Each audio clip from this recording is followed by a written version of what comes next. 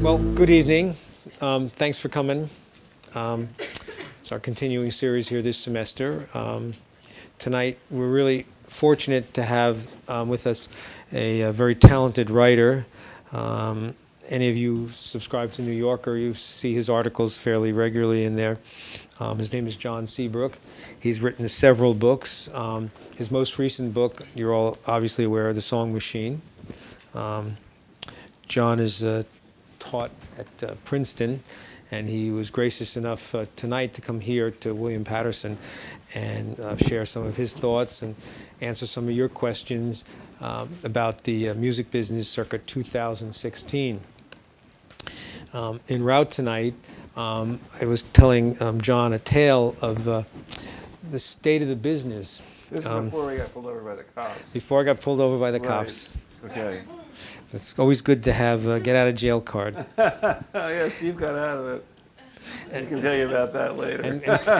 And always keep your university window sticker, because he wanted to talk about some of the schools that the stickers are reflected, so it was quite helpful.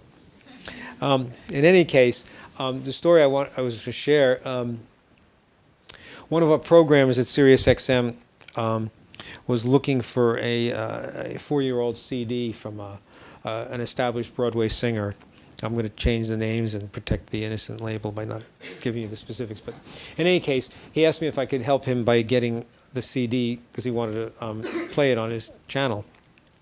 I said, sure. So I called the label, and after a couple of tries, the woman was on vacation. She eventually got back to me and said, can I help you? I said, yeah. So one of our programs wants this CD. She said, oh, yeah. Well, we don't keep product, love that word, in the offices anymore, so we'll have it shipped directly from the plant. Oh, okay. So we have your address. Yeah, okay. All right. So a week goes by, doesn't show up. Maybe the mailroom took it. I don't think so. Anyway, so about 8 or 9 days, I finally get, okay, I'm going to call. So I call her, and she's like, you don't have that? I put the paperwork through. I'll call you back. She calls me back a few minutes later and said, well, it turns out the plant shipped the CD to you, Steve, but at a wrong address. So we're trying to track it down and get it resent to you. You see, we don't have any more of that CD. Well, you're shipping it from the plant. So if some consumer, perchance, might want to buy that vocal CD, they couldn't, because it doesn't exist. They don't have any in stock. So I guess you'd have to find some place that still had a couple of copies left. But as far as finding the label having copies of it to make available to the consumer, it doesn't exist in a disc form. So, that's where we are as far as the music industry, the record company, if you will, this year. Anyway, that's just personal experience. This man's book is so current. I'm sure you're all familiar, for example, with the Kesha situation. Would I be correct in assuming that? Yet there's a chapter in here where it almost looks like it was written last week, and now the newspapers or magazines or online are following up with the story. So I can only say how great this book is as a current document, because in most cases, and you can correct me if I'm wrong, most books that come out on the entertainment or music industry are almost out of date the day they get published, because things are changing so rapidly in the fluid nature of the business. But John, I told him I feel like sometimes when I was reading the book that like I was hanging out with him, because he just makes it so you're part of the scene, you're part of the process. And one of my more favorite parts is when you're in Sweden and you're meeting all these guys who are responsible for mentoring other people as well as writing hits on their own. And was this originally an article and it expanded to the point where it became a chapter and you said, oh, this could be a book? Yeah, so the book actually began in a fairly organic natural way. For those of you that have read it, I actually begin the book where it actually began, which was the day my son got into the front seat of the car and changed all the radio stations to, from classic rock stations to pop stations, and I started listening to pop music, circa 2011, 2010, that I hadn't really been listening to actively for a while. And one of the things that just sort of immediately struck me was the lack of instruments as I know them, guitars, keyboards, drums, really any instrument, in terms of classical instruments that were used in making the music. And that just sort of seemed like a significant thing that perhaps, think about like music, contemporary music, the changes in the music business and the changes in music technology is that they happen so fast. Newspapers and magazines cover them, each time one of those changes occurs. But then there isn't a whole lot of carryover in terms of, this broader change is occurring. You sort of don't see the forest for the trees a little bit.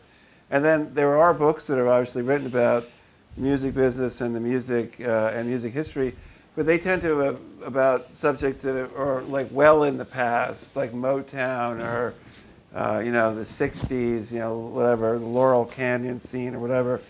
And so I kind of realized that there hadn't really been a book that looked at the last 20, 25 years of how songs were made and how it kind of changed from being a sort of a lyrics and melody, people sitting around a piano kind of banging out a tune that then got arranged and produced, to what obviously was a completely electronic thing. And I was just curious. I was curious both about how that changed and how it worked, how these songs were made, and because I write for the New Yorker, and because the New Yorker has this incredible ability to sort of open doors, I realized that I could actually get an answer, maybe, to that question by figuring out who a top producer was and seeing if they would let me come and sit in the room while they did their thing. And so I looked at the Billboard charts, and Firework was actually the top song at that point, Katy Perry's Firework. And the people who created Firework were, I didn't know who they were at the time, but it was a production team called Stargate and a woman named Esther Dean. And I was like, well, I don't know who those people are, but Stargate seems to be based in New York, and so I'll just start there. And literally, that's I pitched it as a New Yorker article.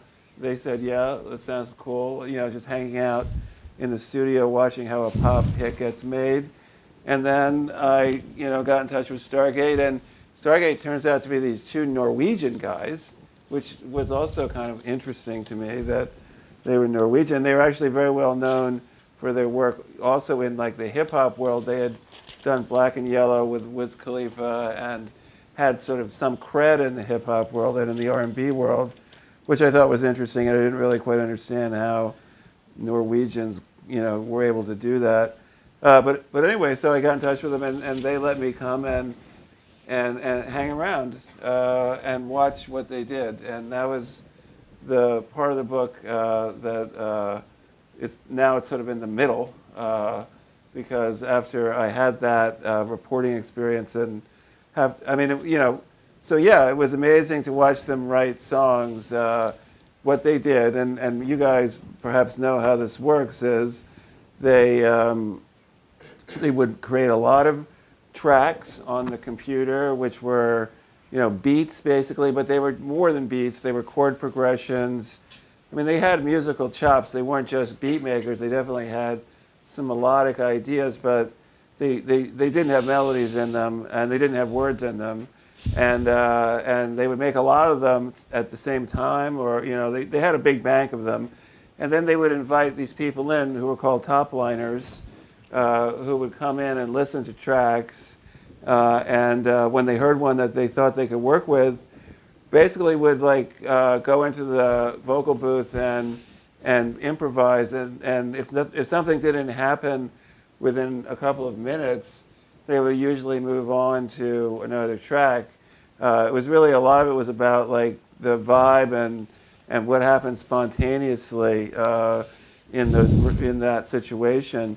And the top liner who I met in the course of that process, Esther Dean, and it turns out to be like the one who just really the person at the very sort of top of the top line game, who had done Rude Boy for Rihanna and Super Bass for Nicki Minaj and Come and Get, very sort of, the hooks that she does are sort of primitive in a way, but they kind of get you in your soul or something.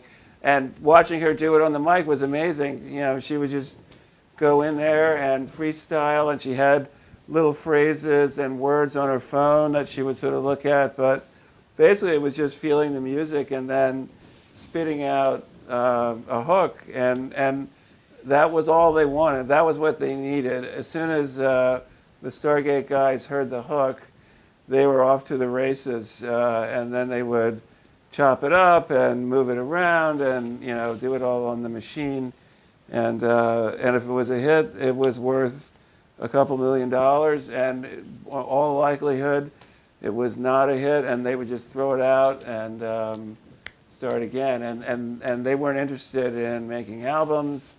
They weren't interested in like art. I mean, it is art, but they didn't think of. I mean, it's a pretty commercial enterprise, but there was a lot of creativity involved. And anyway, it was fascinating, and it was a fantastic week-long experience inside one of these rooms. Am I correct that Neo started as a top liner? Yeah, Neo. Well, actually, I think he might have started as an artist, but had his first success as a top liner. Almost all top liners want to be artists, including Esther Dean. And Esther Dean, you might now know from the Pitch Perfect movies. She's the black woman in the Pitch Perfect movies, and she still wants to be an artist. But that's sort of an interesting dynamic, because as you get success as a top liner, particularly when you're writing songs for Rihanna, really, and the people around you are also managing Rihanna, they're managing you. They don't really want you to be. I mean, they do indulge your fantasies about being an artist, but ultimately, if you become an artist, then you're going to keep your songs for yourself, and they want your songs for Rihanna, because she's Rihanna. So somebody says, I want to be a top liner. Do you have any idea how one becomes a top liner? Well, there's definitely qualities that make you attractive as a top liner that have to do with not just, obviously you have to have vocal chops. I mean, they're looking for someone that can not only deliver the top line, but can also do the demo, sing on the demo. So, if you can do both, then that's one person they don't need.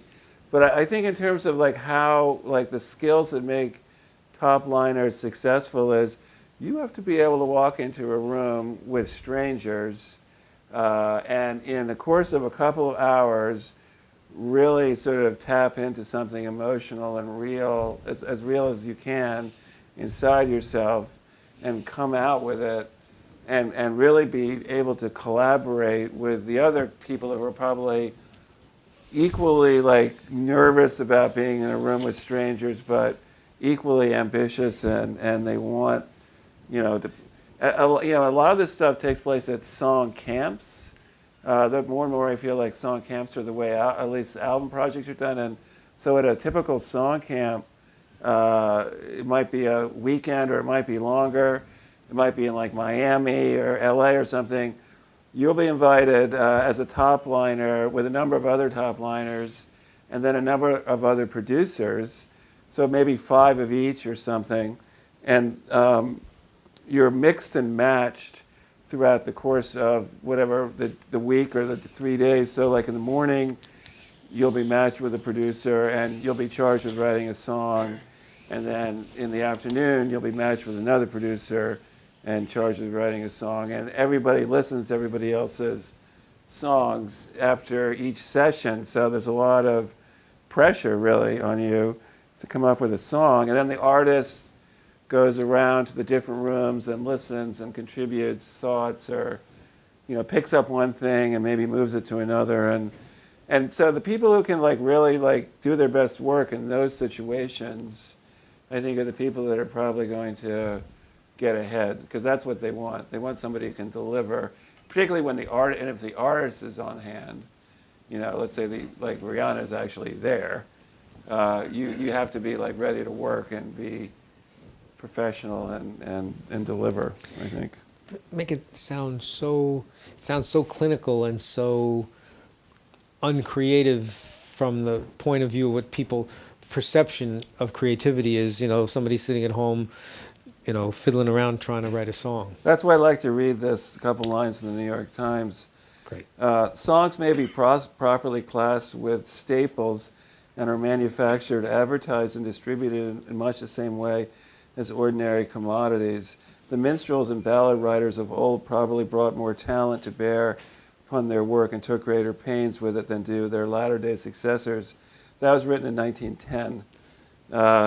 So it's not like a new thing.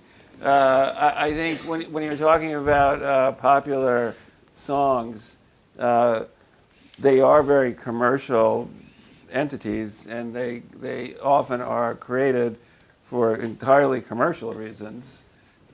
They may also be beautiful and great, but I think there's always been a strong impulse to try to mechanize the process, and a part of my book is about why that works and then why it doesn't work, why there's often a backlash against sort of factory-produced songs, and I think for some of the reasons you were just sort of touching on, that sometimes it does become too mechanized and it loses some soul. But I do think that the future is being able to allow the technology of electronic production and also collaboration over the internet with multiple writers. That's another thing that I learned from my experience in writing this book, was songs really aren't just written by two people anymore. They're really written by often 6 people, sometimes 12 people or more. And if you look at the credits on some songs, and I think that's because you can share everything over the internet. And I mean, it's always been a collaborative medium, even when it was 2 people. But getting a whole bunch of people in a room was maybe not particularly, sort of feasible or productive in other ways. But being able to sort of ask over the internet somebody that you maybe met on a website or in Facebook, and do they have an idea for this you could send them a beat and get something back, and I feel like data. I call this a song machine. But the machine is really an information processing. It's really not about the mechanization, but the digitization, I think, of songwriting, and that's just how the technology is enabling it. In your book, you talk about the concept of a hit factory, and you go back to the 20s to a company, I think it was T.B. Harris. Yeah. And I mean, and you can see the progression, how, a lot of us who grew up with music, and even today, don't realize that they're products of factories, that maybe the term's repugnant to some folks, but I was just making a list here. So in the 20s, it was T.B. Harris. Then there was, I guess you'd have to call them the first rock and roll, innovators were Lieber and Stoller. Lieber and Stoller. And then shortly around that same period of time, Don Kirshner, who... Right, the Brill Building. The Brill Building. He had, was it Alden Music? Don Right. Kirshner is from the Brill Building era, which is a building in New York that housed a lot of different... Carole King. Right. If you see beautiful, Right. there's references there, but it's a building in Midtown Manhattan, and so there were a lot of songwriters that came out of there. But then there's the famous Mr. Phil Spector, who we all know. I hope. I'm trying to think. Oh, Motown. Motown. But the interesting thing about all these places is they basically lasted 6 years. They all kind of lasted 6 years. And then what usually happens is that the artists who sort of start out as the low men on the totem pole, because it's really the producers that are the artists, but the artists are promoted as the artists, and then the artists start thinking that they really are the artists, and who knows, maybe they're right. I mean, they are the ones singing the songs. They're out there on stage. And so they demand more creative control over the songs, often wanting to write the songs. And then everything kind of falls apart. Also, if a song factory is particularly successful, people start imitating their sound pretty quickly. Right. And you have to be able to change. But what's interesting about the guy who's the central character of The Song Machine, who is a Swede named Max Martin, who has written hits. He's had, well, his streak in terms of years is going from Hit Me Baby One More Time in 1998 to I Can't Feel My Face in 2015. So 17 years, which is way longer than 6 years, obviously.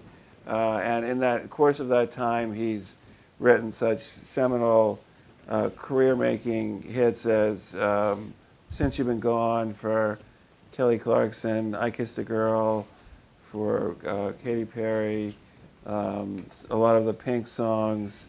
Then the last 9 Taylor Swift hits, the last 2 albums worth of hits, and now The Weeknd. And you know, he's going stronger than ever. And so why is this guy able to last so much longer than these other people? And I think the answer it kind of goes back to what I was saying earlier about working in groups. Instead of just working with like one other person, the way it was Lieber and Stoller, or you know, Bacharach and David, or Lennon and McCartney, you know, Jagger and Richards, he has switched partners periodically as the sound that he made with that previous partner showed signs of aging. So in the 90s, he produced songs for all those songs for the Backstreet Boys and Britney Spears. But then there was sort of a backlash against that. But then he hooked up with Dr. Luke and kind of reinvented his sound. And that was that kind of Katy Perry rock kind of sound. And then switched up again, and with a new guy, did the Taylor Swift songs. And really what he's done is created a system. So you have like a mentor that, you know, trains the proteges, and the mentor kind of understands how to make it a pop hit. But it's the young people, and they constantly are actually looking to, like, they do listen to the tapes people send them, or the CDs, or whatever the MP3s, because if you're in that position and you're 44 years old or whatever, you just are not going to be able to kind of know what the next sound is going to be. But you do have an ability to recognize talent, and it's the talented people that you recognize that will know, you know, what the next sound is going to be. And so it's an interesting relationship, because both sides need each other in this kind of symbiotic way. The mentor really does need the proteges to keep him like in touch with what's going on, particularly as, I think in the case of Max Martin, as hip hop has become more and more a part of, you know, pop, and the crossovers just become kind of richer and more interesting. As a Swede, as a guy that kind of grew up totally outside of hip hop, he's really totally dependent on younger hip-hop producers to help him there. But at the same time, being able to work with Max Martin, if you're a young you know, producer or songwriter or an artist, whatever, is like an extraordinarily gift, because it brings you into the mainstream and exposes you to these, I guess, secrets of the trade that few know. The amazing thing about Max Martin, this guy, just stopping it for a second. Okay, so he's written 22 Billboard #1 hits. Lennon wrote, I think, 23. McCartney's written 32. So he's a little bit behind, but he's still going. But the other thing amazing about him is he sings his own, he does his own demos, and he has a really nice voice, and he looks pretty good too. So he actually could have been the artist that did all these songs, and in that case, he would be like, Lennon and McCartney. But instead, he has found all these other people to sing his songs, but to sing them just the way he sings them, on the demos. If you ever get a chance to hear a Max Martin demo, you'll see that it sounds remarkably like the finished record by the artist. But of course, he recorded the demo before the artist did the song, so in a way, they're like covering him. It's a very unusual situation, and I can only think that, like, he's this unique person that, for whatever reason, denied himself, the fame and glory of being the artist, and therefore has been able. This is another reason I think he's lasted as long as he has, is because he's sort of like stayed out of the whole red hot, white hot celebrity heat, and just been able to concentrate on his work.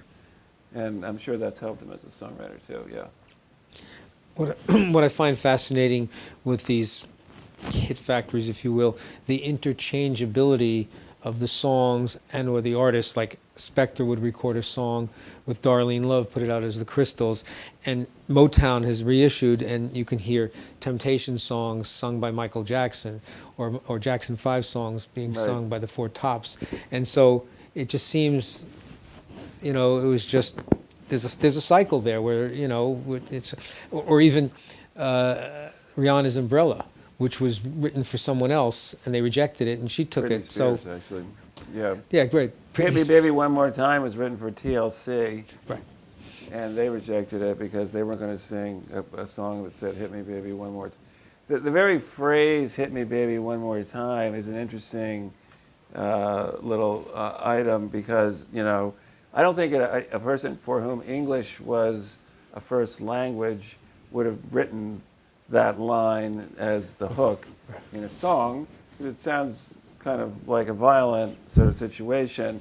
But because they're Swedes and because they don't quite get it English-wise, they were just really trying to like be cool and sort of say like, "Call me up one more time," but it would be like, "Hit me back," really. Right. Is what they should have said, but they didn't because they didn't have anybody around them that told them that's really what Americans say.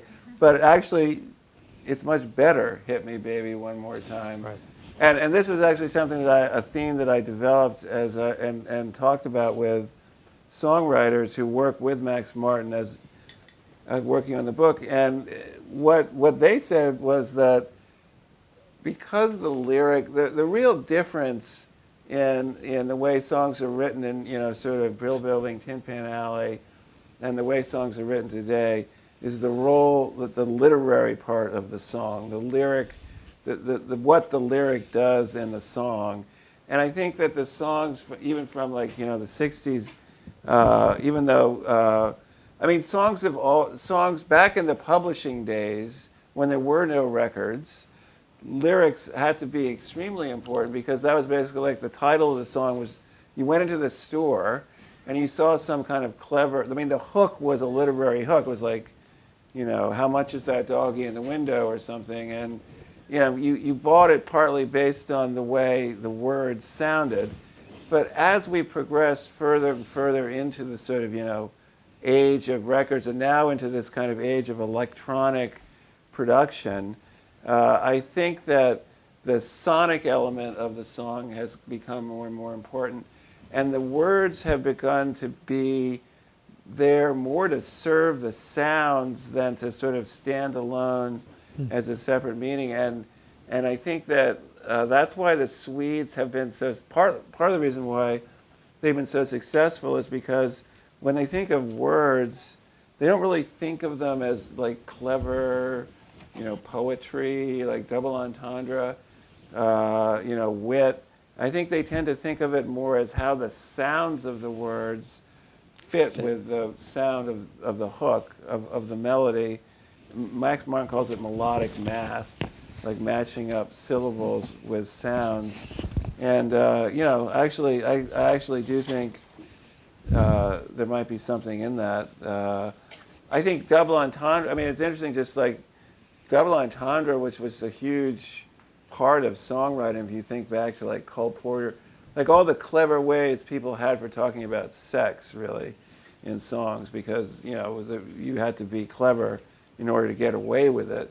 But when, after like, 50 Cent, whatever, like, whatever you want to, or Eminem, like those guys really, I feel like, changed a lot in the early 2000s when hip hop really changed a lot about like how you can talk about sex in songs, and really sort of did away with the need for double entendre. So I just feel that that's in the time that I was writing about, I think the lyric component of songs. I mean, it's kind of like disco kind of won in a certain way. Like the lyrics in disco were always sort of stupid, right? Because it was really just there to like, dance to, right? And rock lyrics were, important because it was like, it was poetry. It was like, this is serious shit. But I feel like the songs on the radio now are really more like disco songs. Like the words Disposable? are there for like keeping the dancing thing going,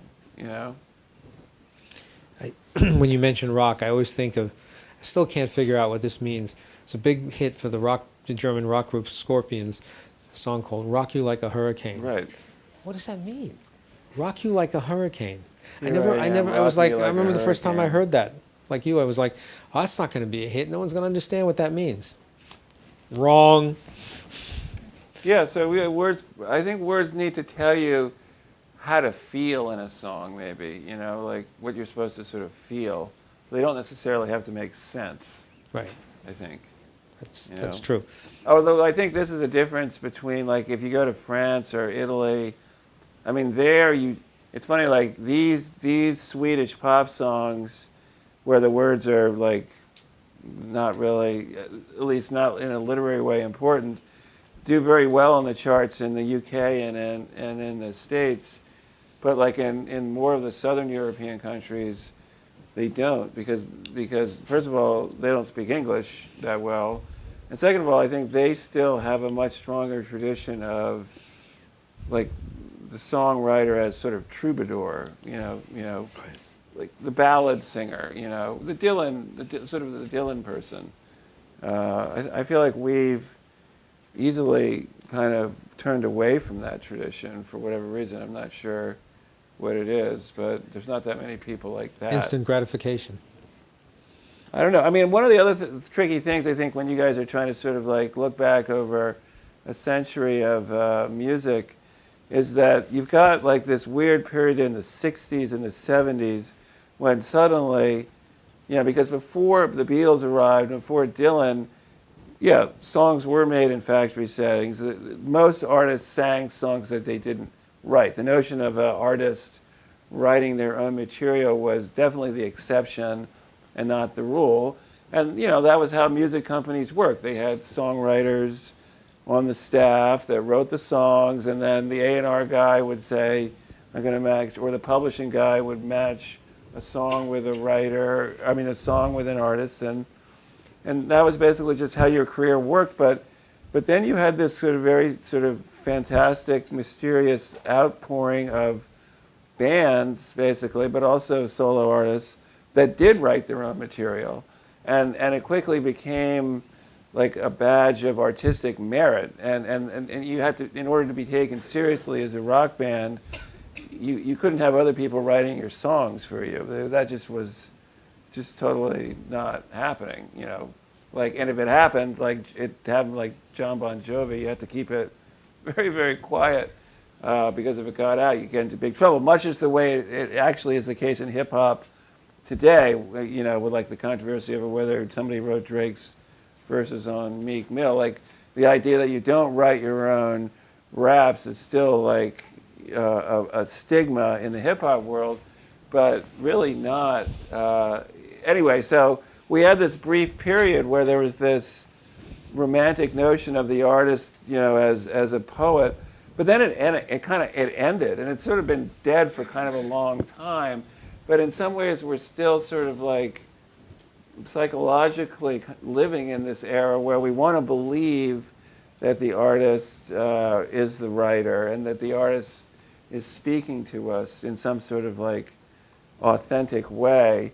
We don't really think that actors are the writers of the movies we see them in, but I think there is an impulse to want to believe that the songs we hear, like the Rihanna is really singing about something that happened to her.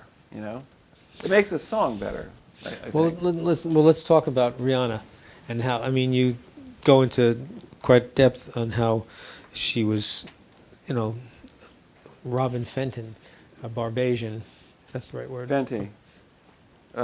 She was, Barbadan. She's from Barbados, Right. Whatever. Yes. And so Baja or something, maybe. Anyway. So these two songwriters was it vacationing and came across her down there and were presented to her. Yeah. And they brought her to the States. And many record company executives make mistakes. And the first place she was taken to, I believe it was Clive Davis of all places, and whomever there. It was, it wasn't Clive. It was that guy his, who died last year. One of his associates didn't get it, didn't hear it.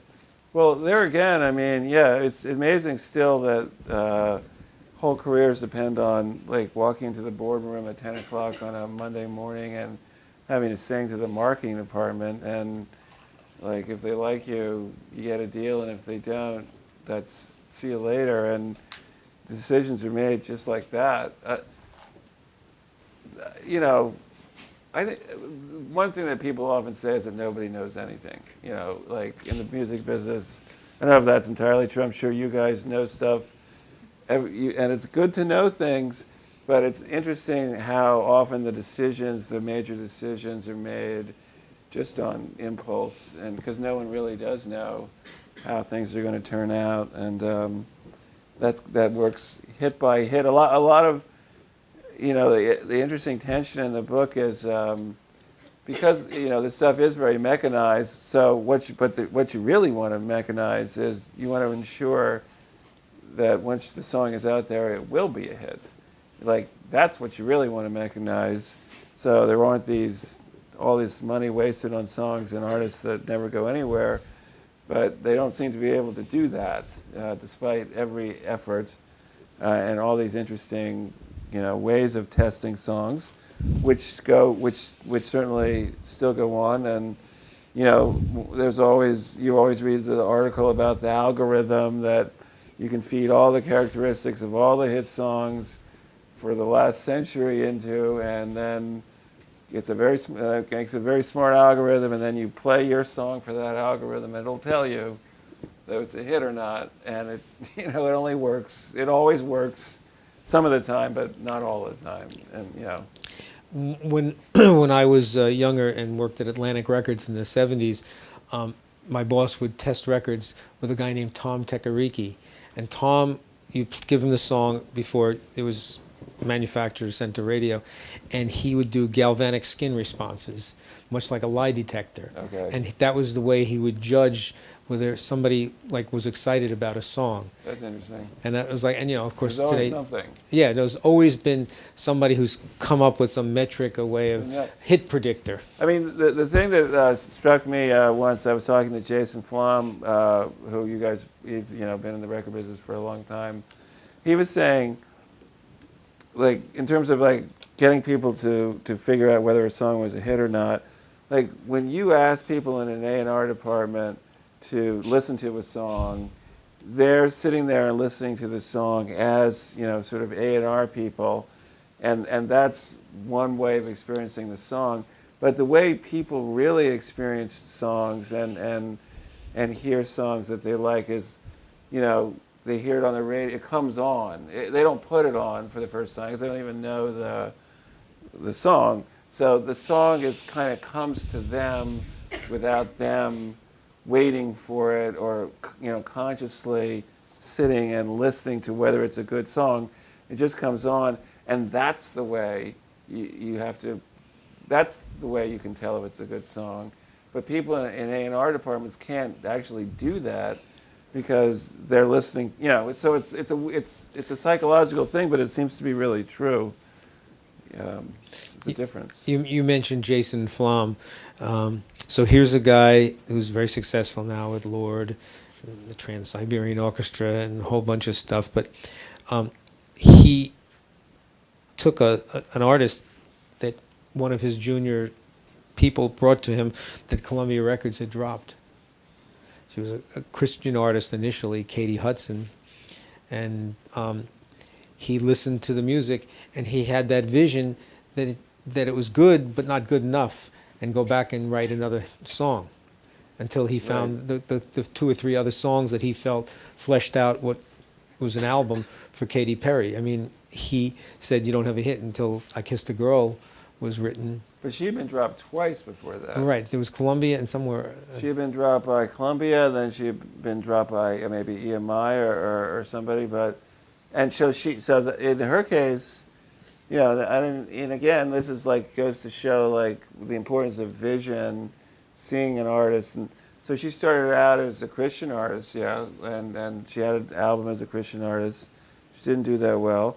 Then she decided she wanted to be Alanis Morissette. That's who she really wanted to be, because it was the mid-'90s, and it was when Alanis Morissette, was all the rage, and so she went to find the guy who wrote those songs with Alanis Morissette, the producer who wrote, Oh, right. No, No. not him, but. Glenn Ballard. Glenn Ballard. She went to, and she just showed up on his. Maybe she called him in advance, but in her story, she literally knocked on his door and said, "I want to play you a song," and got out her guitar and played a song. And he said, "Great, let's. I love it," and basically wrote an album in which she sounded like Alanis Morissette, and then.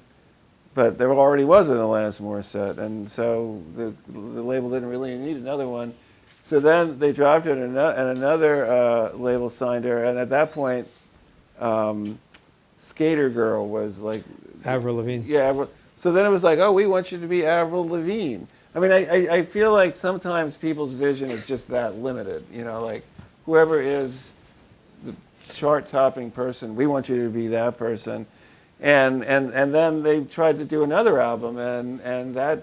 With the people who had written Avril Lavigne songs, the Matrix, the production group, the Matrix, and then that didn't work, and it was finally, it was with Desmond Childs actually.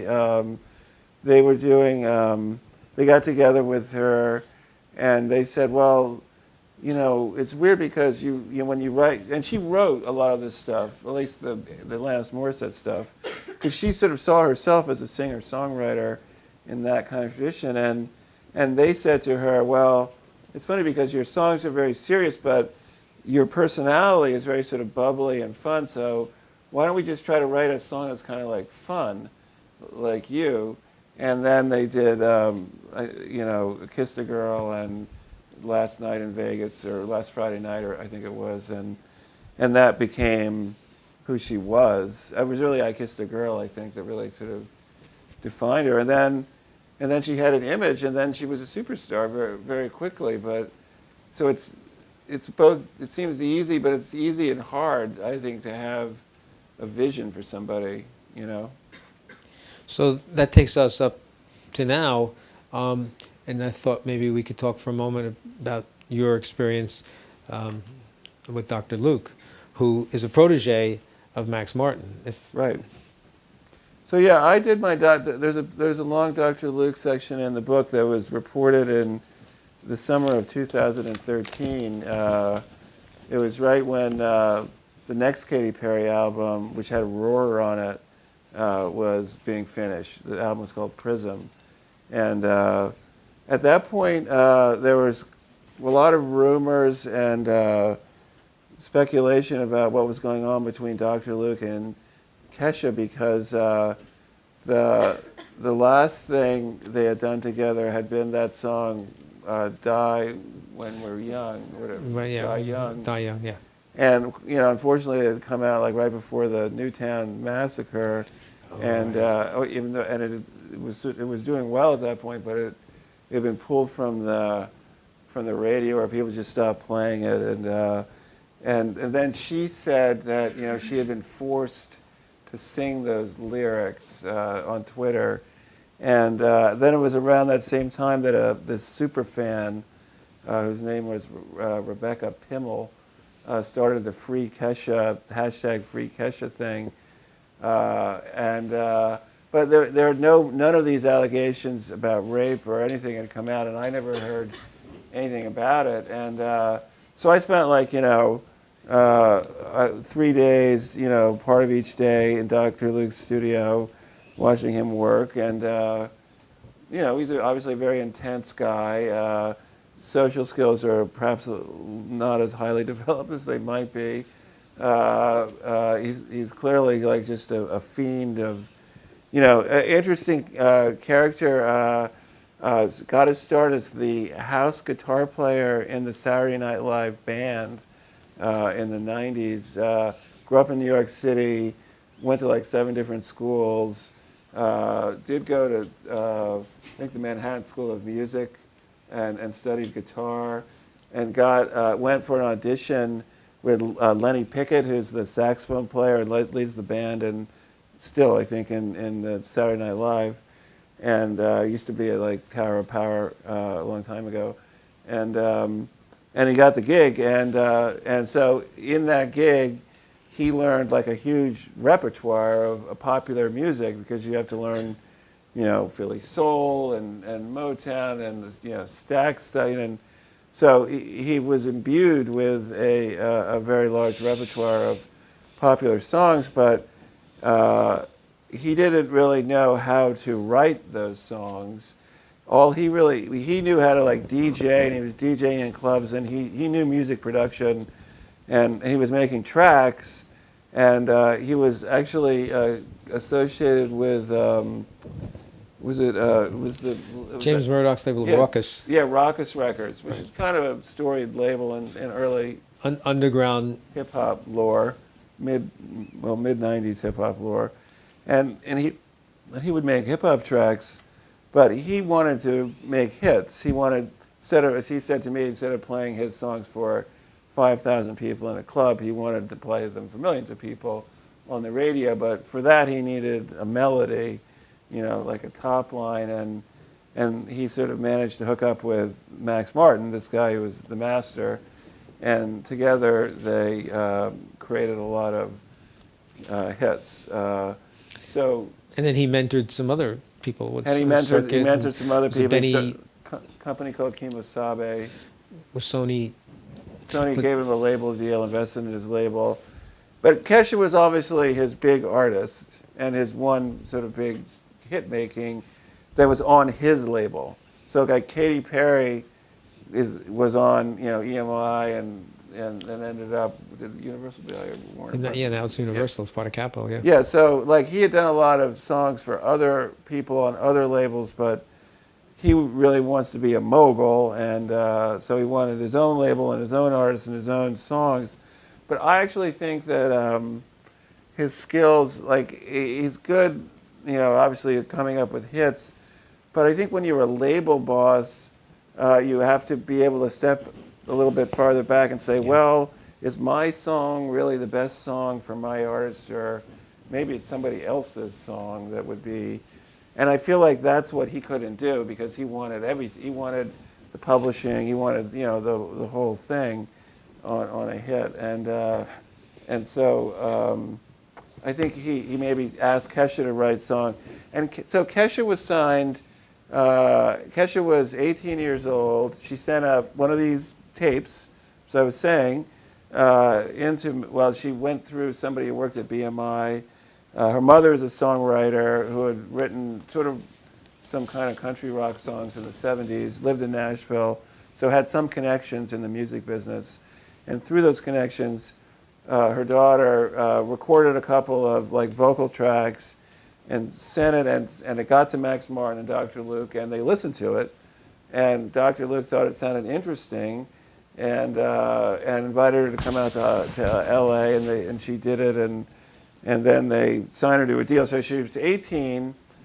She was a good student. She was going to go to college, but Luke convinced her to sign this 6-album deal, which is standard industry practice. You know, basically signing away a significant part of your life. The average pop career lasts 18 months, so you know, a 6-album deal is a long deal, and you know, had some hits, big hits, and the story of how her first hit happened is one of my favorite stories in the book. That was "Right Round," the Flo Rida song, where she had the memorable "You Spin My Head Right Round" hook on it, and then of course TikTok and "Your Love Is My Drug," and you know, major hits. I think the same thing, kind of like I was talking earlier about the dynamic where the producer starts out being completely in control, and then the artist has success, and then the artist, because Kesha really had a different vision for her music.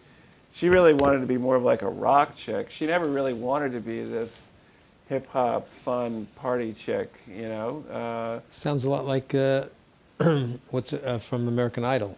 Kelly Clarkson. She had same disease. Yeah, this is what happens. Like, you know, you, as an artist, you have a different vision, but you're willing to go along with the producer at the beginning because that's the producer's world. And by the way, all of the producers are men.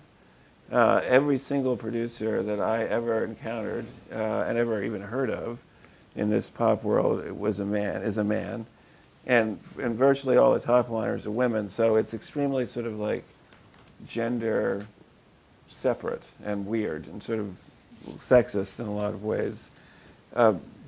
Race-wise, it's very diverse, but gender-wise, not so much. And so I think part of that was part of the dynamic with Kesha. It was just like, you know, you're this young girl, you'll do what we asked you to do, and you won't say boo about it. And she did that. And then to what extent the rape happened, we don't actually know, but I feel like, you know, of course that is horrendous, but it's not entirely inconsistent with the somewhat totally unequal nature of this whole relationship.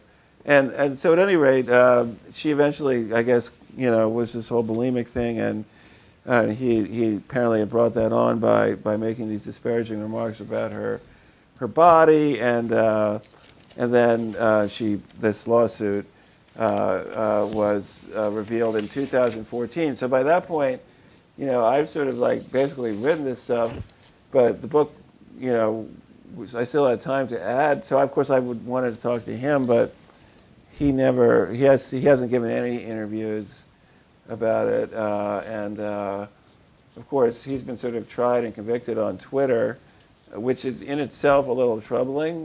Whatever happened, I feel like we should probably like wait until the court gets a chance to review the situation. But it's almost unprecedented to the extent to which like the whole Free Kesha thing has become such a very powerful, almost like a political movement or something. And I think the best thing that could come out of it is if it does expose some of these kind of sexist practices, and you know, whatever the specific allegations, I guess we'll just have to wait and see. I mean, you know, I feel bad for her because she can't record, and this is the prime of her life. But I also kind of feel bad for him because basically he's like America's most hated man, and you know, it's not even clear what actually happened. So I wanted to switch gears and just go into some of the student questions, if that's okay. Sure. Yeah. There's a lot of questions about streaming. Yeah. Been So, talked about do you, this is from Melanie, wanted to know, do you agree that streams should be worth less than radio play? The article states that the standard reason given is because the stream is generally a one-to-one transaction, whereas a spin goes out to thousands or even millions of people at a time. Yeah, it's an interesting question because, yeah, that's, you can see how that dynamic could even sort of break down. And like, you know, if you play a song in a stadium and you stream that song that then gets heard by 10,000 people versus like, you know, play it from the radio and it gets heard, it's a different set of royalties. And you can see how it would be easy to just, you know, kind of figure out how to go with a cheaper royalty. So it's a difficult problem. Of course, yes, it is true that a stream does tend to be a one-to-one transaction. But I don't really think that the way streams are valued, first of all, I don't think the rates are fair for the publishing side, for the songwriter side. I don't think it's sustainable for songwriters, given the fact that, you know, they're not making the royalties from the album sales anymore because people aren't buying albums. In fact, it was sort of an amazing stat that I just saw today that, yes, Rihanna's work, or Auntie, is the #1 album again, but the bad news is it sold 17,000 copies last week, which is like a historic low, you know, for like a weekly sales record for a #1 album. So it's clear that albums aren't going to be a source of income for songwriters, and of course songwriters can't go out and perform if they're not artists. So it really is entirely dependent on performance royalties, and it just sort of is not a good situation in terms of the rates and the way they were set. And you can only hope that as copyright, I mean, the copyright law hasn't been reformed since 1976, so the whole internet has occurred without a significant revision to the copyright law, and obviously, you know, that should happen. But I also think that there's a lot of questions you can ask about, you know, like how streaming, like, you know, so you have to listen to a stream for 35 seconds in order for it to count as like one, you know, in order for it to be a royalty registered. If you don't listen to the song for 35 seconds, then it doesn't count. But, you know, if you listen to a song for 8 minutes, it's still going to be the same amount as you listen to it for 35 seconds. So why is that? You know, and is that fair? I feel like there are a lot of questions you can ask about. On the other hand, like if it is true that you can see why like hooks are like a hook early is such an important thing, because you want to have people listen to the song for 35 seconds so you can get paid. So that tends to, I think, drive the sort of supercharged hook-driven songwriting that seems to be the case today. But yeah, I think generally, I actually think that we're in a sort of somewhat of a dark age in terms of this transition between the album CD era, which are linked but not entirely. There's two different things. You know, CDs were a magnificent time for the record business because, you know, you could sell them for $17. They were cheaper to make than records, and you could basically sell them for twice as much. And also, a lot of people replaced their catalog with CDs. So it was like an extraordinary bonanza that took place in the record business in the, you know, in the 90s, basically. And but it was kind of a bubble. It was like a one-time thing that, you know, probably won't happen again for who knows when, how long. And so now we're like on the backside of that. And you know, a lot of the artists that were able to make a living as off CDs can't do that anymore. But the streaming thing is coming along, and it's taking maybe longer than people would like. But I actually do think there is a lot of hope for the future of streaming. The good thing about streaming, yeah, and streaming plus mobile, is that it really does allow you to begin to sort of figure out like how many people are actually listening to a song in all over the world. You can begin to sort of imagine a collection system, like a performance rights organization that, and and part of the issue is here is that the PROs, the companies that collect your royalties as songwriters, are very sort of 19th century, or it's an old world. The Harry Fox Agency and ASCAP. I mean, these are organizations that have been around for a very long time. I mean, the music publishing business goes way back into the 19th century. It's a very old American industry, and they're just not set up to operate in the world of streams and micropayments and global stuff. But there are companies that are going to, like Cobalt, and there are others, and there's one called there's a Swedish one too called like Angli or something. I mean, you hear about a new one every day. I sort of feel like the whole industry is going to kind of like rebuild from these sort of tech music companies that are not coming out of traditional label backgrounds, but maybe more coming out of tech backgrounds. Like Cobalt was like a tech company that had the infrastructure of a tech company, and then a music company gets put on top of it. And I think they'll be able to collect a lot more royalties, just because they'll have better infrastructure, and that it might actually business might end up coming back and even being bigger. I'm sort of an optimist about it, actually. I'm going to jump around here with topics, and if any of you feel like you want to come up to the mic and ask a question, please, it's a participation situation here. This is, I encourage that. So, Adrian has this question. She did her homework. She read this separate article, Who's Really Paying for Adele? So she wants to know, did you ever hear from the artist manager or publicist after you written an article about them? If so, which stores? Were you contacted by anyone from Adele's team after the article was published? No. They tend not to, like Adele's team, or, having, you might hear from the publicist. As a journalist,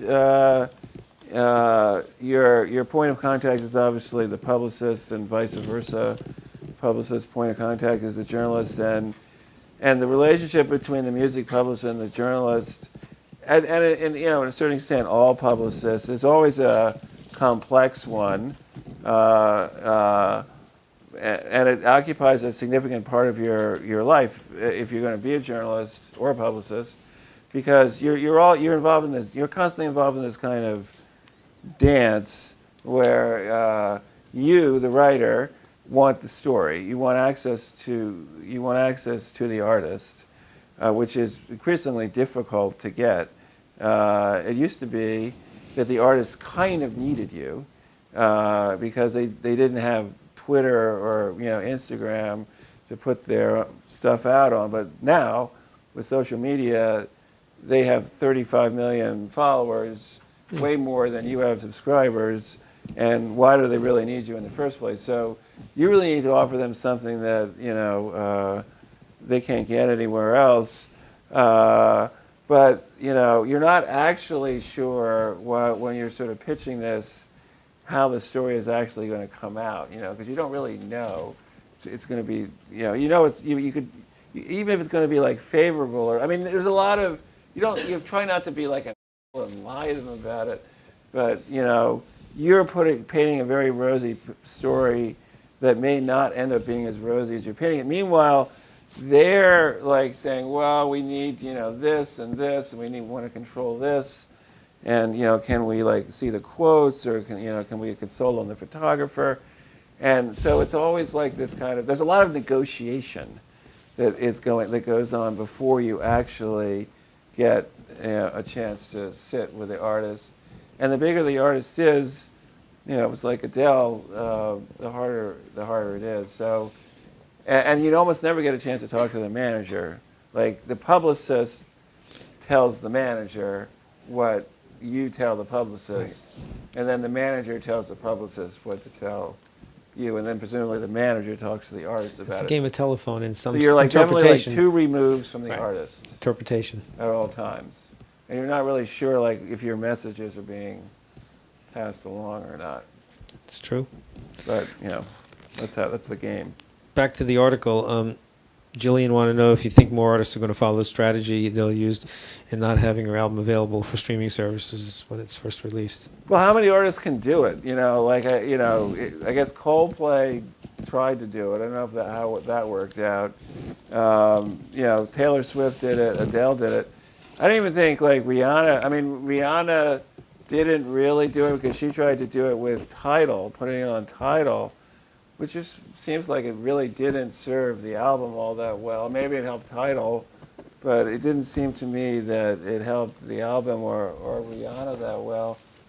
I mean, you have to think about what is the album? What's going to be the album? The future of the album? Because the album is in some ways like this weird artifact that came out of the '60s and the '70s, when you had this sort of notion that there were artists that had like these things to say, and they needed 45 minutes or 50 minutes to say them, and now we're kind of back in, again, like it was before that, this sort of singles world where, the artist gets like 3.5 minutes to say something, and they're really judged in a much more sort of commercial, is this a hit or is this not a hit way.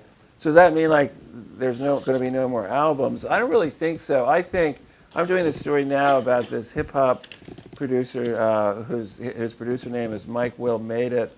You guys might know some of his stuff.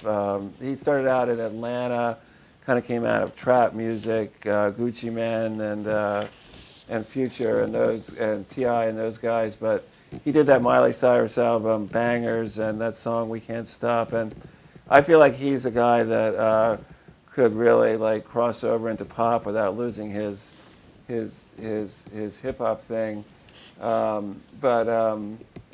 was going to say about Mike Will Made It. I was going to say that. How did I get into the Mike Will Made It thing?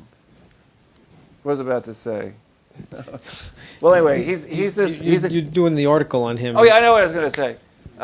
He's doing. So he's making an album, but really what it is, it's like a playlist, but it's like songs. So each of the songs on his album, Ransom 2, which is coming soon, is a song he did with a different artist. So there's no two artists. But there's one is Rihanna, one's like Big Sean, there's a Ludacris. There's like major artists, but the music is like his music, and the way he's put it together is like the way you would make a playlist on Spotify of your favorite hip hop songs. But like he produced all those songs, and put it together into this sort of album / playlist. So I felt like that sort of seemed like kind of an interesting way forward. It's maybe more of like the producer as artist than the artist as being in charge. But given that we're in this kind of era of like DJs and EDM, I mean that stuff is something that's really changed a lot in terms of like David Guetta is like the artist on these songs where he's really just he's like the DJ, but the DJs are like they have like get paid $1 million to DJ clubs in Vegas, and their streaming numbers are totally through the roof because people wouldn't buy EDM albums, but of course you would stream them. It's like it's music made for streaming. So I think if you sort of think about streaming and think about like what works on streaming, what is streaming pointing to in terms of the form that songs will take and the way songs will be packaged and what's unique about it. I feel like that's a good way of maybe trying to figure out where things are going in the future. Said we're going to jump around a little bit here. So Christina posed this question totally on a different path, but she wanted to know what the difference was between working on your previous book, Flash of Genius, to this one. Well, this one was, this was kind of interesting in that I didn't really think that the songs. What was interesting in terms of the writing, what was different about the writing here was the songs that I chose to focus on, which tended to be like the seminal hits for the hit makers that I was writing about, became when I was in college, I wrote a musical, and I always thought that was really like a fun thing to do. And the thing I liked about musicals is that like you can have dialogue and advance the story, but then you can have songs, and the songs can also kind of advance the story, and the songs become these kind of like they crystallize some of the action in a musical, and I kind of felt like that was the same role that the songs played in this book, is that you got to see, it's both a way of kind of encountering a song that was probably familiar to you in a different way because you knew the background of how it came to be, and you also got to see kind of what it meant for the characters involved in making the song and how songs can change everything. Like it really always comes back to, no matter how great the artists are, or how great the label is, or it's really ultimately, about the songs, and that's like the constant. That's always been the case, going back, to the beginning. And so I guess I kind of just from a writer's perspective got into being able to kind of get inside the song and both describe what it was like to listen to, but also sort of like use them in the plots of these stories I was telling to, kind of just make for interesting action, interesting texture, and fun. It was fun. And then it was actually really fun. I made Spotify playlists for all the chapters, and so you could, sort of like read and listen, and I kind of got into the whole. Actually, it made me think how great it would be, like if you could really have a book where you could, listen to the song while you were reading the book, like you had the rights. It's a rights issue, not so much a technical issue. But if music books made it possible to listen to the music that you were reading about, I feel like it would like totally revolutionize the whole genre of music books. It would be like fantastic. It'd be like between a CD and a book or something. I think Columbia Records, there was a History of Columbia Records book, and I think they had a companion flash drive with it that you could. Right. But they owned all the rights. Stuff like that. If you have the rights. But that would be fun. And then there was the audio. For me, the audio version was important as well. And I actually feel like we did a great job in getting. I didn't narrate it, but we got this fantastic guy with a very sort of musical voice.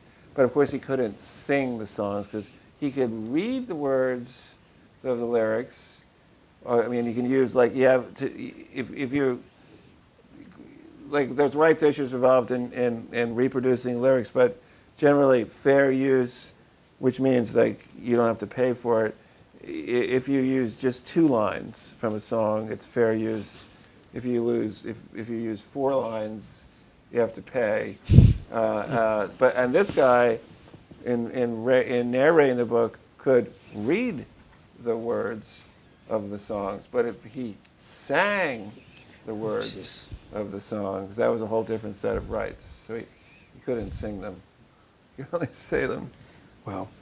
Continuing jumping around, Anthony wanted to know how you manage your time to work, write, and play music in the Sequoias. Yeah, those are 2 fairly separate endeavors, actually. Yeah, I have a band called the Sequoias, which plays music from like the 60s and 70s. They actually did have a sort of a good relationship, because this music, even though I did come to like a number of the songs, some of the songs, particularly the Rihanna songs, I think will last. The Katy Perry songs, I'm not sure so much, but some of the songs were really not my thing, and I did end up listening to them a lot. So actually playing in the band was a nice outlet. Some of that stuff, and going back to the Beatles and the Stones, and often did make me think about, well, will these songs stand up, as well as the Beatles songs have stand up, and are the Beatles really any better?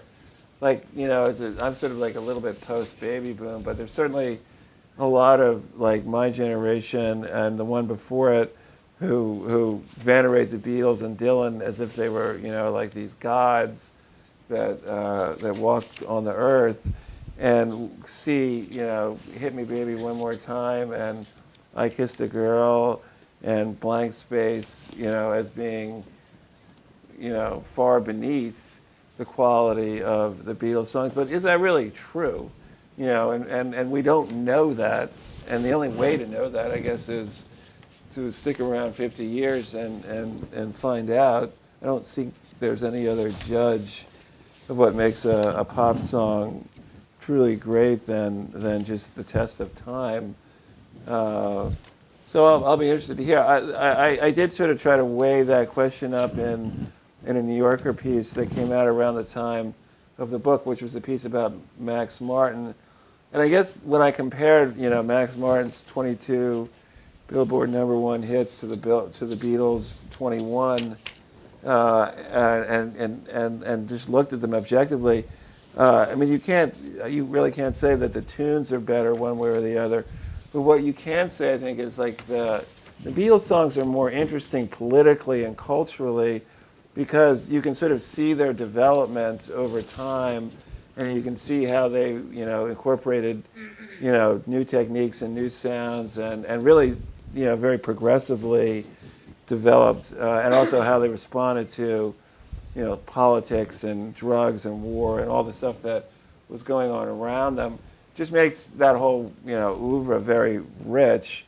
Whereas like Max Martin songs don't really have that same kind of, from Hit Me Baby One More Time to I Can't Feel My Face, I'm sure you can sort of point to certain, developments in his work, but ultimately they're really just about being hits. They're not necessarily about anything going on in the world, or even necessarily going on in the artists' lives. They're really just about like writing very catchy songs, and it's not quite the same thing. So. Last week we had, 2 weeks ago, we had L.A. Reid here, and he was quoted as saying that regarding streaming, that if everyone partook in streaming services where they actually have to pay versus free, the business would be at its peak and flourish. Yeah, I've heard that, and I'm doing my bit. I got Apple and Spotify. So you agree? Well, if you look at the numbers, $10 from, I think on Spotify there's like 20 million. You probably know that the ads, I'm not just talking about Spotify here, but I'm really talking about YouTube. I mean, everybody talks about like streaming, and really the biggest culprit of all is YouTube, because they pay less than anybody, and yet they're the biggest streaming site in the whole world. I mean, that's basically how my kid goes on YouTube first and watches the videos. And so, if they can figure out how to get people to pay, I mean, I don't necessarily think we should get. Would I pay for YouTube? Maybe not. I mean, that feels like the big one right there. Like, if you could somehow monetize YouTube in a better way, because all those billions of hits on videos really just don't pay very much at all. And But of course, there's rumors that the labels have a piece of the back end on that anyway. yeah, there's a lot of. I mean, my overview on all of that is that you've got this. You got the record business, which has never been in any remote way transparent, and in which funny accounting and breakage and royalty statements that don't make sense, and all the ways that the labels could rip off the artists, going back to basically taking their publishing and not paying them anything for it. That's what the record business was sort of built on, those practices.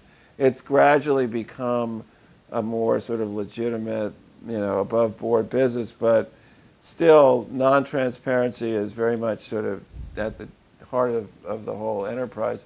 Then on the other side, you have the tech world, in which transparency is a great virtue, and data-driven analysis is basically at the heart of that whole enterprise. And so it's almost a sort of completely opposite culture.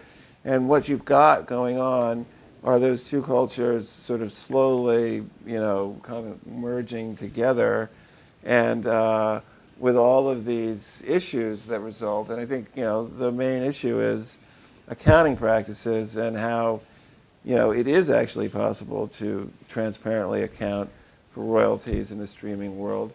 But if that were to happen, then all these back end deals are there's widespread belief that the labels accept sort of under the table, off the books payments in order to make their catalogs available to streaming services, and that there's this whole sort of dark side of it all, and their artists aren't getting compensated for that, and I'm sure that's going on, and it probably will continue to go on, but that it's just ultimately, I think, going to be difficult to resist transparency, just because it's so overwhelmingly on the side of the way the technology is pointing us. So it goes to Lisa's question, where do you personally believe the industry is a dirty business, because it's been labeled corrupt and with people that are power hungry?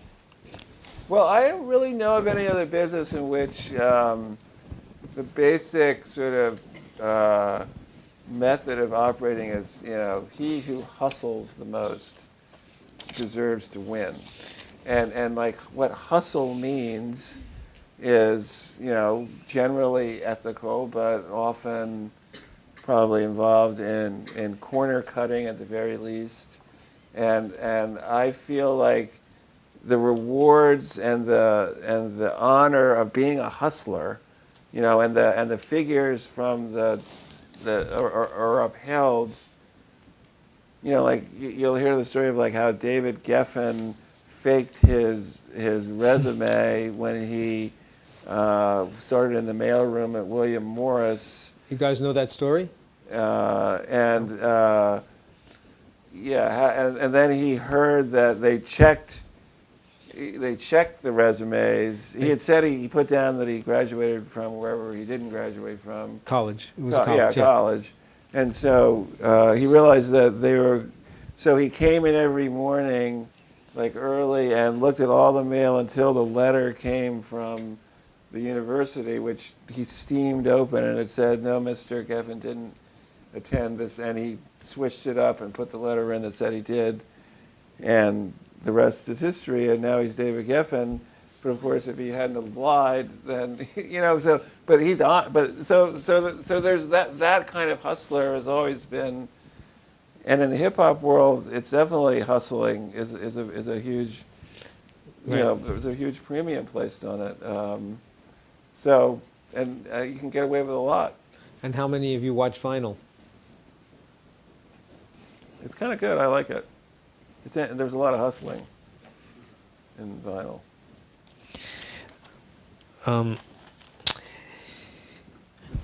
Well, you kind of talked about this before, but how the songwriting production process is generally monopolized by men.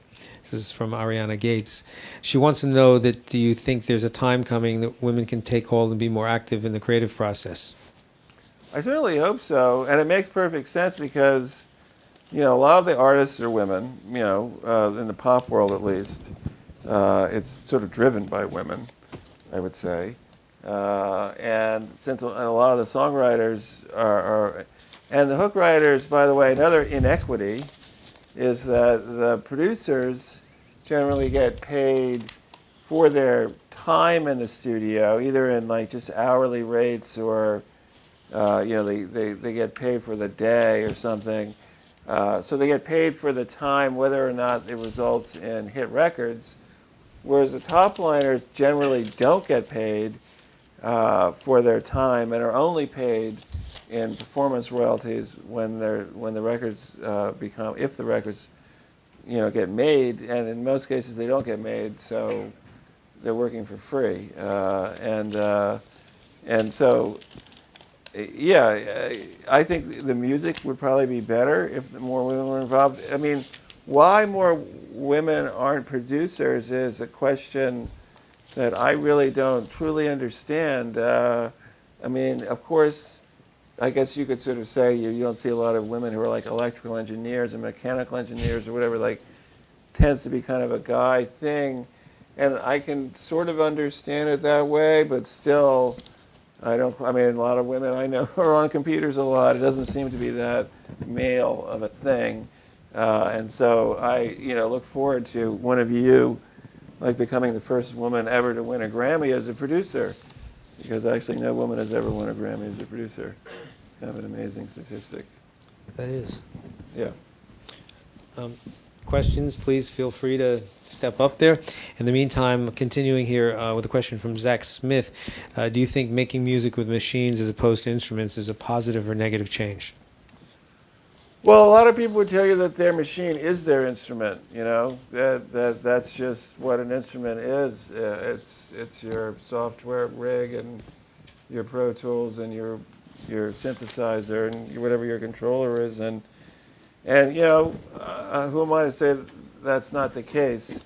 I think the big difference in making music with instruments and making music with machines is in imperfection and the role that imperfection plays in a song. And this is true not only of, I think, the instruments, but also of the vocals, which of course is the ultimate instrument.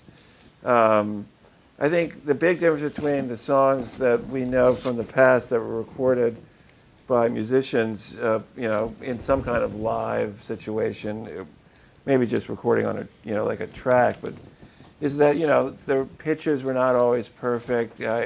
Instruments were not always in tune. The bass, might not have been in tune in the live version of, the Peter Frampton song or whatever, but you left it that way because that was part of the moment, and even maybe something about the imperfection made the song more accessible, like a little more like human or something.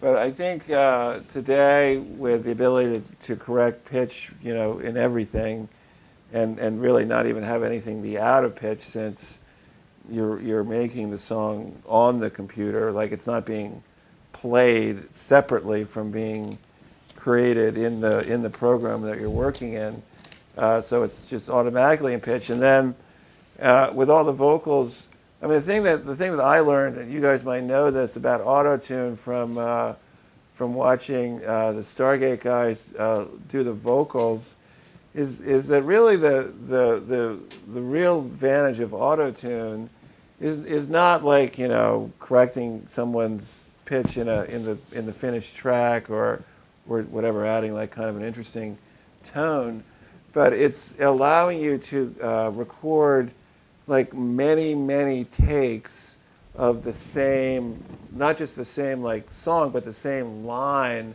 sung consecutively over and over and over again, and then choose from within all of those versions of that line just the little word or syllable or the little part that you like the most out of all of them, and then stitch that together with all the other little parts.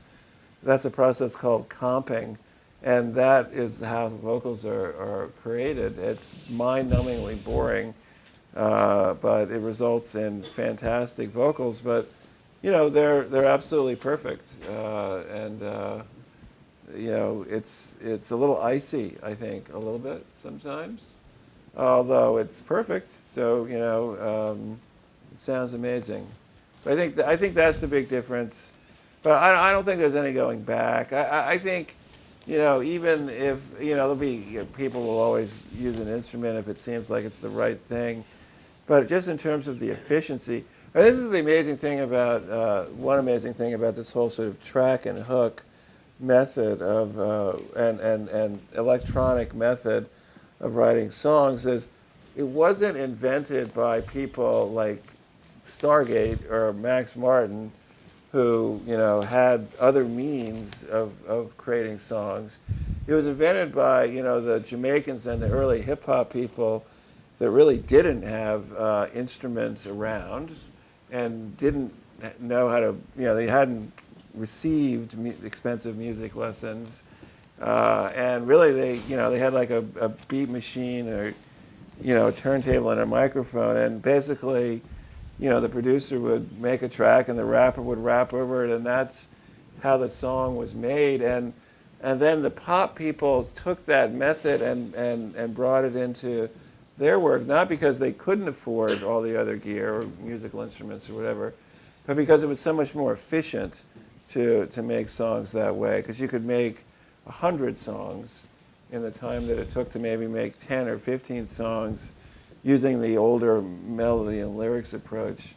So it's a classic example of, like one culture developing a system and a technology because of necessity was the mother of invention. Right. And then this other culture realizing that it actually served their purposes in other ways, and basically saving money. I mean, here, another weird thing about this whole sort of track and hook world that we live in is that theoretically it's democratizing, right? So like you don't need a big studio, and you don't need session musicians, and you don't really need the kind of resources that Phil Spector needed to create his wall of sound. So you would think that would mean that there would be a lot more people coming into the hit-making world from all kinds of areas that were unexpected, and that there would be a lot of new faces. But in fact, there seems to be a very small roster of people at the very top who are able to do it again and again. There's a lot of people that can do it once, who have a hit, but there's not that many people that can do it again. And I think that's, again and again, I think that's partly because this whole world of like pop and hits and radio, top 40, is sort of like the last domain that the labels have a lot of control over. They have relationship with top 40 radio stations, which goes back a long way into payola days. And again, even though practices are more ethical, certainly probably than they were, there's still a lot of things you can do to get a radio station to play your song. And if you're an indie or just an artist without a label, that's really hard to do. And the radio stations tend to like the songs that they know are made by the proven hit makers. Safe. It's safe. They know the sound. Of course, if there's always like that new sound, which maybe they like even more. But so this world tends to be a very kind of closed, controlled world, even though the barriers to entry are theoretically low. What musical genre, do you think is probably the most ignored and has the greatest potential? Well, I do feel like hip hop I think Hamilton is an exciting development in hip hop, because I think that it shows that I feel that I understand why hip hop music, like if you compare hip hop to jazz, and just in terms, if you think about jazz. If you think about hip hop as being like the jazz for like our generation or your generation, okay, in a way that's true. I mean, they're both like uniquely African American art forms invented by African Americans that like rely heavily on very complex rhythm patterns and improvised stuff on top of it. But of course, the big difference is like that hip hop is very political. And it was born, out of sort of racial inequality, police brutality. The lyrics are very hard. The content of the songs is difficult. It's dark.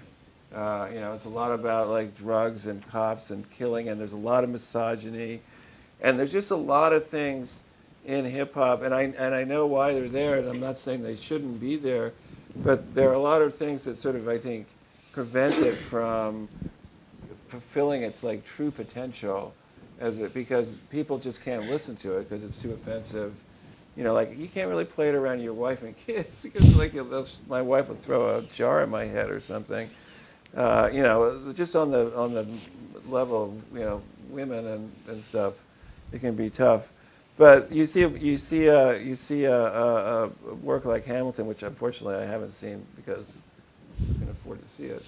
But I'm told that it's actually very uplifting and great, and I'm sure it is. So, and I think EDM is the other thing that is obviously interesting, fringy, growing, the live events are amazing, and hip hop and EDM I think are definitely like circling around each other now in a lot of interesting ways, and that's probably going to yield maybe even a new genre or something. So I look there, and I don't know, rock. I mean, there will always be rock, and I don't exactly know why there aren't bigger rock bands than there are.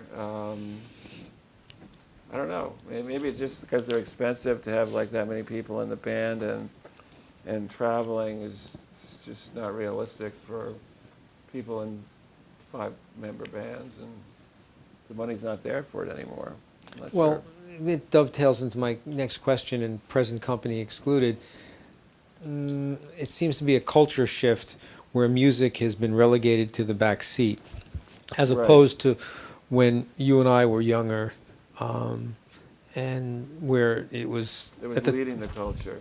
it was yeah, and you'd go hang out at a record store as opposed to the Apple store, and I mean that was a whole.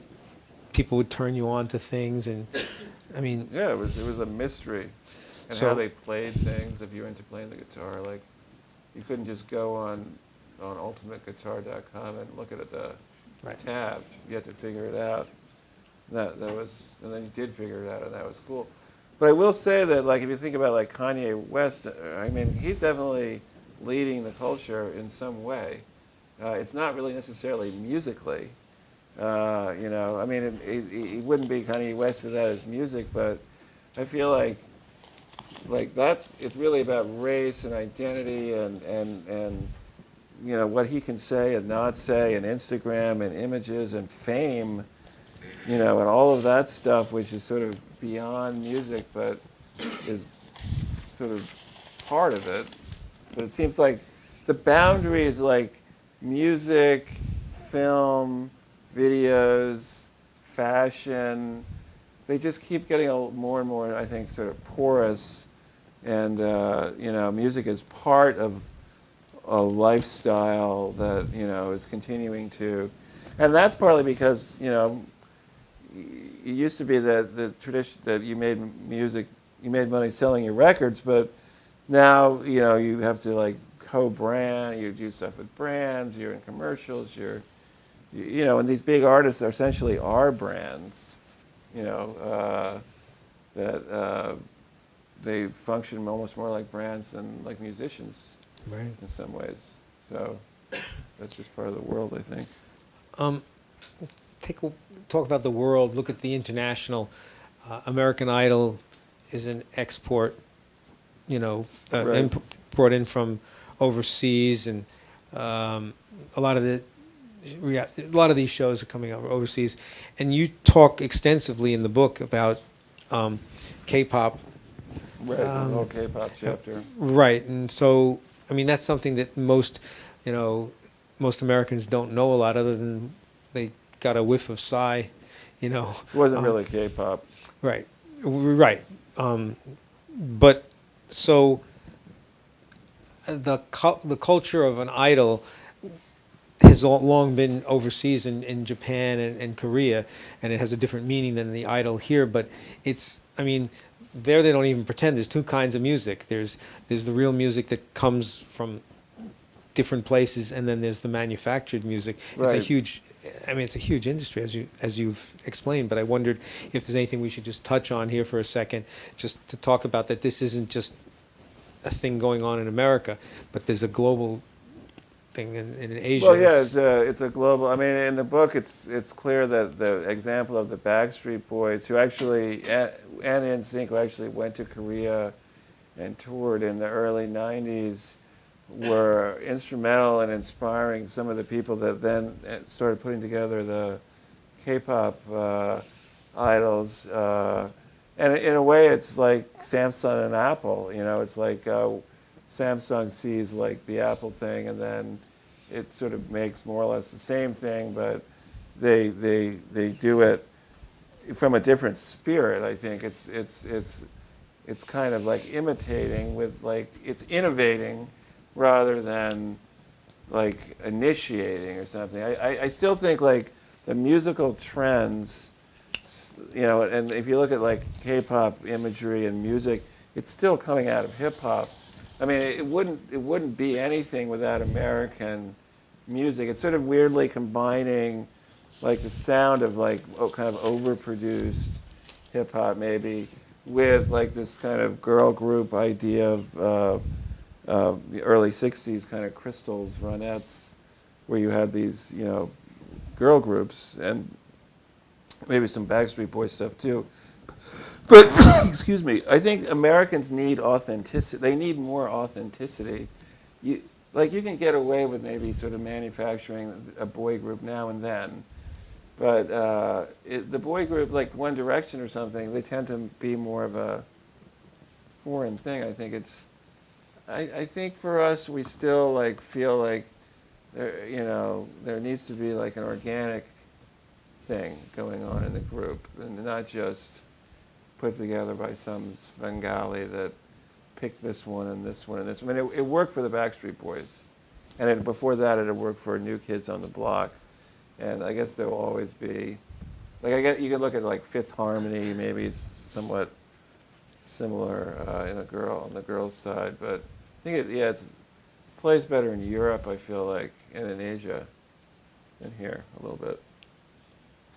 And then we talk a little bit about when the government did the Telecommunications Act and allowed radio to consolidate, Right. and so the power and the gatekeepers and how it changed the fabric of what music could get to the masses.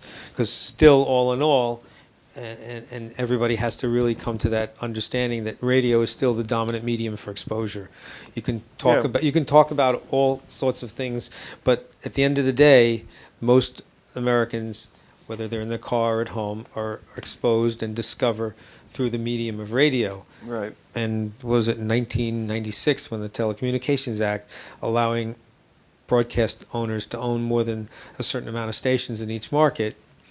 Right. It was sort of there's a fun story in the book about how top 40 radio was actually invented, and it according to the story, occurred in Omaha, in a coffee shop in Omaha, right, in the late 50s, where the coffee shop was right across the street from the Omaha sort of pop radio station, and at that time it was the case in radio generally. The idea was variety. The idea was like people didn't want to hear the same song played more than once or twice a day because it would get boring. People wanted to hear different songs. Makes sense, right? So that's the way they program radio. These guys would eat lunch at the coffee shop, and then they go in and eat dinner at the coffee shop sometimes, where they had jukeboxes. And, when people came in to eat lunch, they would listen to the most popular songs in the jukeboxes, which meant that the waitresses who worked there heard those songs again and again and again throughout the course of the day. But what they realized one evening when they were there after the people were gone, because one of them had a girlfriend who was a waitress, that the waitresses would play the very same songs on the jukebox that the customers had been playing all day long because they wanted to hear them again. And so they went back to the radio station and said, we're doing it all wrong. We should just play the top 10 or 20 songs over and over again. And everybody said, you're completely crazy. But of course, ratings went through the roof. Top 40 was born. And this is an extremely important part, I think, of the way these songs are designed. I can't prove this, but I have a theory that songs, the way these songs are created, are not necessarily created to be heard just once. Because if you hear them just once, you actually might not like them very much, as opposed to, like, Yesterday by Paul McCartney, which if you heard it once, you probably think, yeah, that's a pretty nice song. But I had the experience of hearing Roar actually for the first time before anyone else had heard it, or anyone in the public had heard it, when I was doing my Dr. Luke story, and it was 6 months before the song came out, but it was finished, and he said, here, do you want to hear this song? It's the first song from the album. And so I listened to it, and I was thinking, man, this is a terrible song. This song is slow, and nothing happens really. And then it's like, oh, roar, roar, roar, roar. And I was just like, what am I going to say? This is bad. But of course, like after you've heard that song 10 times, which eventually I did, It's like a worm. and so I submit to you that the people who are making the songs know that you're not going to just hear these songs once, but you're going to hear them 5 or 10 or more, and that the way they're designed is to maximize the effect of repetition, and that the hooks are so placed so that your brain sort of gets activated by the beginning of that hook because it knows where it's going, and then when you hear it, it sort of anticipates, I think, just before your ear hears it. And there's something about that, like the anticipation and then the kind of like reward that is just a pleasurable thing, whether you like the song or not, and you literally can't resist. There's another story in the book which I feel in some ways is like the symbol of all of this, and it's at the very beginning. Max Martin had a mentor named Dennis Pop, who was the guy that actually started this whole hit-making thing, and he was a Swedish DJ, called himself Dennis Pop, and one day he wanted to be a producer, but he had done a bit of producing, but he wanted to be like a producer in the States. He didn't quite know how to make it work, but one day he got a demo tape from a group no one had heard of who called themselves Ace of Base. And the song was called Mr. Ace. You can actually go on YouTube and hear the demo version of this song. And he put it into his cassette deck on his way home from work and listened to the demo, didn't like it, and decided not to produce the song. But when he went to eject it, discovered that it was stuck. He couldn't get it out because, like in the old days, if you had like a cassette deck in a crappy car, often the tape would get stuck inside and you couldn't get it out. And his radio was was also broken, so he literally couldn't listen to anything else except for this song, which he didn't like, over and over and over again. And eventually, like after a week of that, he suddenly realized that this is a great song and that he knew exactly what to do with it. And that song became All That She Wants, which was the first big hit for Ace of Base, and really put Dennis Pop on the map, and then led to their song The Sign, which was a huge hit. Anyway, I feel like that was the beginning of modern pop, and it was partly because this guy's cassette tape got stuck in his car and he had to listen to this song over and over again, and that experience taught him that you could actually make songs that are designed for that particular experience, and they're different from the songs that are just designed, to be heard and liked on first impression. That's my theory. It's a good theory. It's a great story. I share with everybody one of my favorite quotes from the book. At some point, even if you're Paul McCartney, you stop writing hits. Actually, Jason told me that it's true.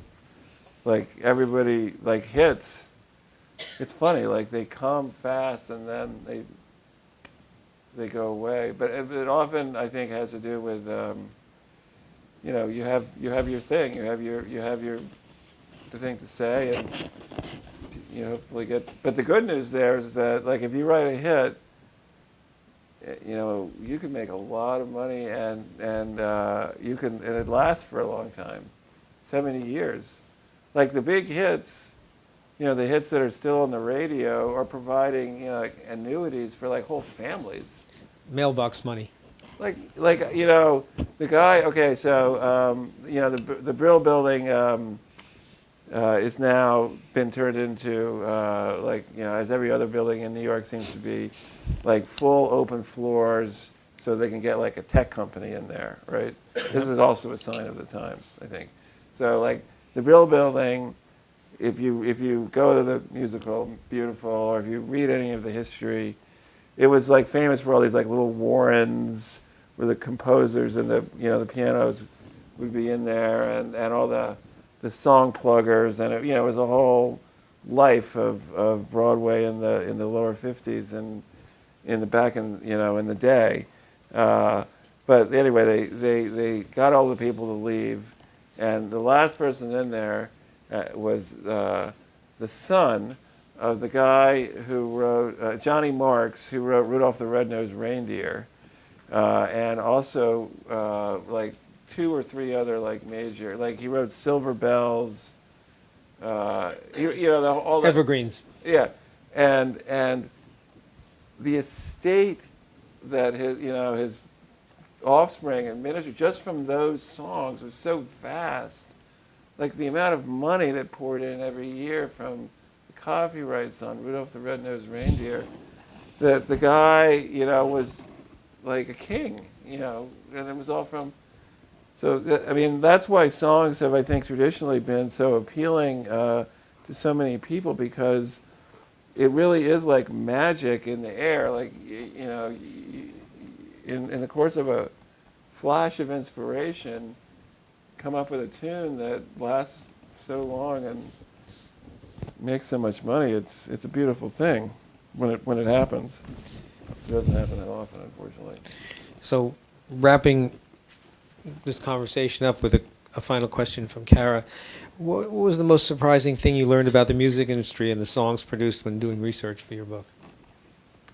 Well, of course, I was initially surprised by just, the fact that they were all sort of electronically made and that instruments were no longer a part of it, and that the industrialization of the process had occurred, and that it hadn't really been, at least recorded in a book for fans, the people, and even the people inside sort of like didn't really seem to know that like these changes were sort of really occurring in such a widespread manner, and really changing the whole nature of the endeavor. So, I would say that, but, I would also say that, to end on a somewhat more positive note, I was still surprised by how creative, in spite of all this money involved and the factory methods and everything, like, people are very creative still in those rooms. They get in there and they hear a snatch of something and they just sort of go with whatever their impulses are, and